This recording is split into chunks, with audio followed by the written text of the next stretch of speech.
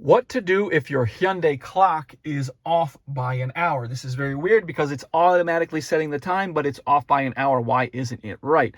So what's going to happen here is that there is an option within the Hyundai infotainment system and the management that you actually have to select. It should be automatically selected, but if you don't select it, it will not automatically adjust for daylight savings time. So what you need to do is set it to automatically adjust for daylight savings time. So what you want to do is you want to go into the setup menu. And from the setup menu, you're going to select general. Then from general, you're going to select date and time.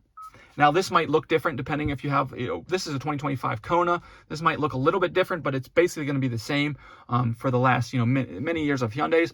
And from here, we're actually going to scroll down to the bottom. And if you scroll down to the bottom, you'll see daylight savings time, if it automatically adjusts to daylight savings time or not. And I'll show you actually on the clock, see if I have this off, it's automatically setting the time, but it's wrong. It's 10:13. So I have to set it to take account of daylight savings time.